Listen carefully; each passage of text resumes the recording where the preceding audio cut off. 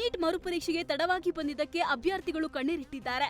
Late ಆಗಿ ಬಂದ ಕಾರಣ ಪರೀಕ್ಷೆಗೆ ಪ್ರವೇಶ ನಿರಾಕರಿಸಿದ್ದಕ್ಕೆ ಬೆಂಗಳೂರಿನ ಆರ್ಸಿ ಕಾಲೇಜ್ ಮುಂದೆ ಅಭ್ಯರ್ಥಿಗಳು ಕಣ್ಣೀರು ಹಾಕಿದ್ದಾರೆ. ಇನ್ನು ಮಧ್ಯಪ್ರದೇಶ ಹಾಗೂ ದೆಹಲಿಯಲ್ಲೂ ಅಭ್ಯರ್ಥಿಗಳು ಕಣ್ಣೀರಿಟ್ಟ ದೃಶ್ಯಗಳು ಕಂಡುಬಂದವು. ಬೆಂಗಳೂರಿನಲ್ಲಿ ಪರೀಕ್ಷಾ ಕೇಂದ್ರವೊಂದರಲ್ಲಿ ಅಭ್ಯರ್ಥಿಗಳ ಕೈದಾರ ತೆಗೆಸಲಾಗಿದೆ. ಇದಕ್ಕೆ ಆಕ್ರೋಶಗೊಂಡ ಪೋಷಕರು ಪರೀಕ್ಷಾ ಸಿಬ್ಬಂದಿ ವಿರುದ್ಧ ಗರಂ ಆಗಿದ್ದು, ನಾವು ಎನ್ಟಿಎ ಅವರನ್ನ ಭೇಟಿಯಾಗಬೇಕು ಅಂತ ಆಕ್ರೋಶಗೊಂಡಿದ್ರು. ಸಿಎಂ ಡಿಕೆ ಶಿವಕುಮಾರ್ ಈಗ ಯುವಕರಲ್ಲ, ಅವರು ಮುದುಕ ಆಗಿದ್ದಾರೆ ಅಂತ ವೇದಿಕೆ ಕಾರ್ಯಕ್ರಮದಲ್ಲಿ ಎಐಸಿಸಿ ಅಧ್ಯಕ್ಷ ಮಲ್ಲಿಕಾರ್ಜುನ ಖರ್ಗೆ ಹೇಳಿದ್ರು.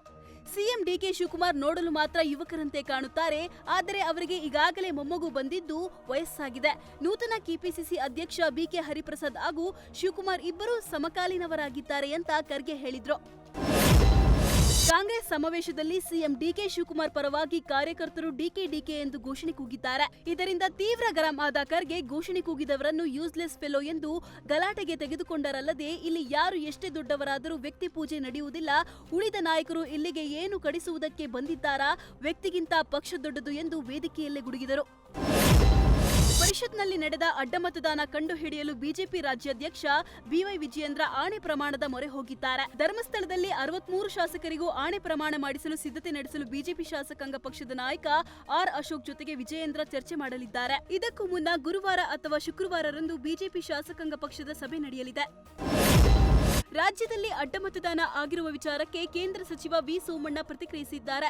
ತುಮಕೂರಿನಲ್ಲಿ ಮಾತನಾಡಿದ ಅವರು, ನನಗೆ ಪೂರ್ತಿ ಮಾಹಿತಿ ಇಲ್ಲ, ನಾನು ಯಾರ ಜೊತೆನೂ ಮಾತಾಡಿಲ್ಲ, ರಾಷ್ಟ್ರಕ್ಕೆ ಬಿಜೆಪಿಯ ಕೊಡುಗೆ ಬಹಳಷ್ಟಿದೆ, ಬಿಜೆಪಿ ಕೊಡುಗೆ ಅಪಾರವಾದದ್ದು ಎಂದು ಇಡೀ ವಿಶ್ವಕ್ಕೆ ಗೊತ್ತು. ಕರ್ನಾಟಕದಲ್ಲಿ ಇದ್ದ ನಮ್ಮ ಶಾಸಕರು ಈ ಪರಿಸ್ಥಿತಿ ಅರ್ಥ ಮಾಡಿಕೊಳ್ಳದೆ ಅಡ್ಡಮತದಾನ ಮಾಡಿರೋದು ಪಾಪದ ಕೆಲಸ.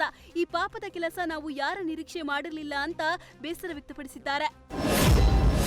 ಮುಂದಿನ ಸಿಎಂ ಕುಮಾರಸ್ವಾಮಿ ಎಂಬ ವಿಚಾರಕ್ಕೆ ಕೂಸು ಹುಟ್ಟೋಕ್ಕಿಂತ ಮುಂಚೆ ಕುಲಾವಿ ಹೊಲಿಸೋದು ಬೇಡ ಅಂತ ಕೇಂದ್ರ ಸಚಿವ ಎಚ್ ಡಿ ಕುಮಾರಸ್ವಾಮಿ ಪ್ರತಿಕ್ರಿಯಿಸಿದ್ದಾರೆ. ಅಭಿಮಾನಿಗಳು ಹೋದ ಕಡೆಯೆಲ್ಲ ಏನೋ ಒಂದು ಅಭಿಮಾನದಲ್ಲಿ ಹೇಳೋದು ಬೇರೆ, ನಮಗೆ ಬೇಕಾಗಿರೋದು ಕರ್ನಾಟಕದಲ್ಲಿ ಒಂದು ಅತ್ಯುತ್ತಮವಾದಂತಹ ಆಡಳಿತವನ್ನು ಕೊಡೋ ಸರ್ಕಾರ. ರಾಜ್ಯದ ಬಗ್ಗೆ ಒಂದು ಗೌರವ ಏನಿತ್ತು ಅದು ಈಗ ಸಂಪೂರ್ಣವಾಗಿ ನಾಶ ಮಾಡಿದ್ದಾರೆ.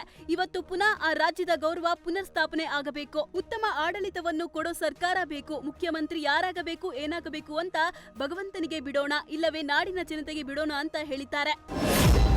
ರಾಜ್ಯದಲ್ಲಿ ದ್ವೇಷ ಭಾಷಣ ಮಾಡುವ ಮುನ್ನ ಸ್ವಲ್ಪ ಎಚ್ಚರದಿಂದ ಇರಿ. ಯಾಕಂದ್ರೆ ಯಾವುದೇ ಕಾರ್ಯಕ್ರಮದಲ್ಲಿ ಇನ್ನು ಮುಂದೆ ದ್ವೇಷ ಭಾಷಣ ಮಾಡಿದ್ರೆ ಪ್ರಕರಣ ದಾಖಲು ಮಾಡೋದಕ್ಕೆ ಗೃಹ ಸಚಿವ ಪ್ರಿಯಾಂಕ ಖರ್ಗೆ ಆದೇಶ ಹೊರಡಿಸಿದ್ದಾರೆ. ರಾಜ್ಯದಲ್ಲಿ ದ್ವೇಷ ಭಾಷಣಕ್ಕೆ ಕಡಿವಾಣ ಹಾಕಬೇಕು. ಸ್ಥಳೀಯ ಠಾಣಾಧಿಕಾರಿಗಳು ತಮ್ಮ ಠಾಣಾ ವ್ಯಾಪ್ತಿಯಲ್ಲಿ ದ್ವೇಷ ಭಾಷಣ ಮಾಡುವವರ ಲೀಸ್ಟ್ ರೆಡಿ ಮಾಡಬೇಕು. ಅದರಲ್ಲೂ ಹಿಂದೂ ಮುಖಂಡರು ಯಾರಿದ್ದಾರೆ ಲೀಸ್ಟ್ ಮಾಡಿ ಪೊಲೀಸರು ವಿಡಿಯೋ ರೆಕಾರ್ಡ್ ಮಾಡಬೇಕು. ಈ ವಿಡಿಯೋವನ್ನು ಸಂಬಂಧಪಟ್ಟ ಠಾಣೆಗೆ ಕಳುಹಿಸಿ ಕೇಸ್ ದಾಖಲಿಸಲು ಹಿರಿಯ ಅಧಿಕಾರಿಗಳ ಸಭೆಯಲ್ಲಿ ಖಡಕ್ ಎಚ್ಚರಿಕೆ ನೀಡಿದ್ದಾರೆ. ಪರಪ್ಪನ ಅಗ್ರಹಾರ ಜೈಲಿನಲ್ಲಿ ಆಚರಿಸಲಾದ ಅಂತಾರಾಷ್ಟ್ರೀಯ ಯೋಗ ದಿನಾಚರಣೆಯಲ್ಲಿ ದರ್ಶನ್ ಹಾಗೂ ಪವಿತ್ರ ಗೌಡ ಯೋಗ ಮಾಡಿದ್ದಾರೆ. ಬೆನ್ನು ನೋವಿನ ನಡುವೆಯೂ ದರ್ಶನ್ ಸಹ ಕೈದಿಗಳ ಜೊತೆಗೆ ಯೋಗ ಮಾಡಿದ್ದು, ಪವಿತ್ರ ಗೌಡ ಕೂಡ ಮಹಿಳಾ ಬ್ಯಾರಕ್ನಲ್ಲಿ ಯೋಗ ಮಾಡಿದ್ದಾಳೆ. ಬೆಂಗಳೂರಿನ ನಾಗಸಂದ್ರ ಮೆಟ್ರೋ ಸ್ಟೇಷನ್ನಲ್ಲಿ ಅಗ್ನಿ ಅವಘಡ ಸಂಭವಿಸಿದೆ. ಶಾರ್ಟ್ ಸರ್ಕ್ಯೂಟ್ನಿಂದ ಮಾಧವರ ಟು ಸಿಲ್ಕ್ ಇನ್ಸ್ಟಿಟ್ಯೂಟ್ ಮಾರ್ಗದಲ್ಲಿ ಬರುವ ಮೆಟ್ರೋ ಸ್ಟೇಷನ್ ಹೊತ್ತಿ ಹುರಿದಿದೆ.